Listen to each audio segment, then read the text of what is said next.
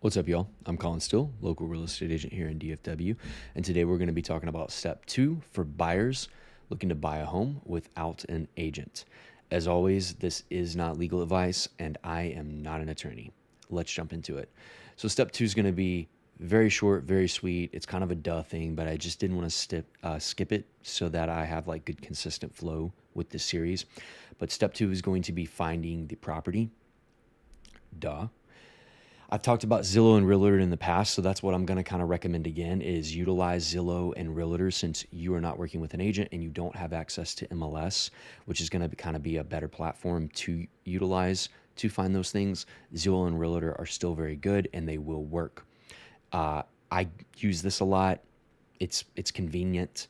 I like to just browse through them for fun, looking at properties, staying up to date, even as a realtor who has access to MLS. So they're good tools. I also get links from them a lot, man, so I have clients all the time who, they'll send me like a link from realtor.com or Zillow for a house they're interested in. So that's totally common. And even as a realtor, I've had to, become familiar with these platforms and tools and get used to using them over just my standard realtor tools like MLS. So one thing I would recommend though is if you find a property you're interested in, and this may be obvious, but I just wanted to clarify, make sure you're driving the area. It's so common that I'm getting, I have a really good couple that I'm friends with, and the husband and wife are just great friends of mine. And, I think we probably looked at like 3 or 4 dozen homes. And I can't tell you how many times one of them would send a Zillow or a realtor link to a property they were interested in. And as an agent, obviously, I'm trying to do all my due diligence, add as much value as I can. So I'm like researching the property, pulling it up on MLS. I'm pulling like the tax roll, any of the documents that were provided, the seller's disclosure survey, if they included that. I'm checking like all the information, the days on the market, looking for any kind of like concerns, holes to negotiate. I'm sometimes even try to call the agent ahead of time, pick their brain, how motivated are your sellers kind of stuff, get a temperature check. And then obviously I've got to schedule the showing, drive out there, meet them out there, let them in, investigate it with them a little bit. And so super common for me to get all the way out there after doing all these things. And then it's so obvious, like as soon as I step out of the car and I'm like, hey, what's up, y'all? That one or both of them are not interested. It's like they've literally just barely pulled into the driveway. And it's like the wife has like seen the neighborhood now in person or the front of the house in person. And it's already like, well, we're already here. Let's just look at it. But no, so obvious. Or the husband, right? It's like, oh, wow, this is not what I thought it was. The pictures didn't really show this in true light. And so, super common to see something on Zillow and go, yeah, I like it. And then get there in person and go, okay, no, I don't like it. So, make sure you're driving these neighborhoods. Plus, you're going to have potential opportunities to, if that is an area you're looking at, or maybe to explore surrounding areas, you might discover, hey, I like this area better. It's a few miles away, but it's still pretty much in the same, location, and it works for me, work, school, my gym, whatever, right? And so, going there and then exploring around the area can be really beneficial for you so that you're getting a feel for these things.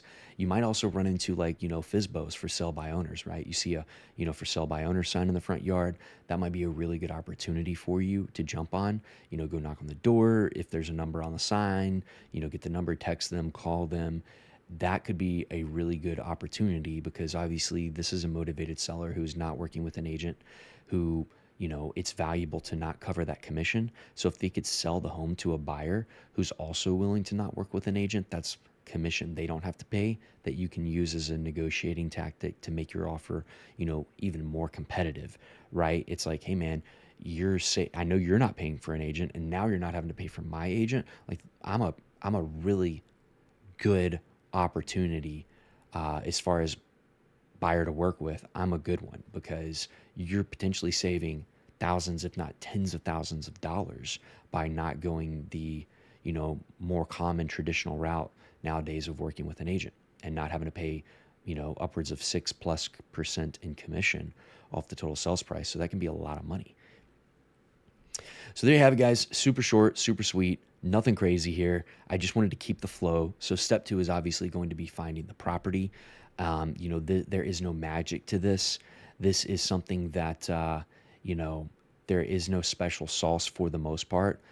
Aside from like being in this industry for a very long time where I've built up connections, sometimes I can find, off market properties or have investors I work with. And so I can bring opportunities to clients that they normally wouldn't be able to find. But for the most part, we're just scouring the market together, or they're already prepared enough and they're good enough to use Zillow and stuff like that. That's not really where I'm adding value, is like locating a property. Sometimes, sure, but it's more common than not to have clients spending time looking through Zillow, scrolling, and they're sending me those links and going, hey, I'm interested, can we go look at this? Could you ask why it's still on the market? Why did they discount at 20K? Would you do some digging for me? That kind of stuff. So that's typically what the process looks like, more so than not these days. And typically the way as an agent I'm adding more value is going to be, the transactional processes. If you're financing, which we'll get onto later on the buying series, is, there's going to be a lot of steps and processes and requirements that have to be met. And so that's where an agent can come into, and be really valuable. If you're financing, that means you're working with a lender and a bank who's going to require you to close with title, which in title is going to require a contract to open the order, to get started, to be able to run Schedule C, clear it, provide a title policy to meet the minimum requirements for the title, for the lender to approve, underwriting, et cetera, et cetera. And these are all things that you're like, what? And this is, as an agent, in working with an agent, where I'm really more valuable is going to be like making sure all those things get done. You're going to have like inspections and appraisal. You might have lender required repairs, where I'm going to have connections to, general contractors or repair people who can make these things happen. There's tons of other things that most people don't even think about, where they're like, why am I paying for an agent? Blah, blah, blah. Being able to keep you up to date, explain what's going on.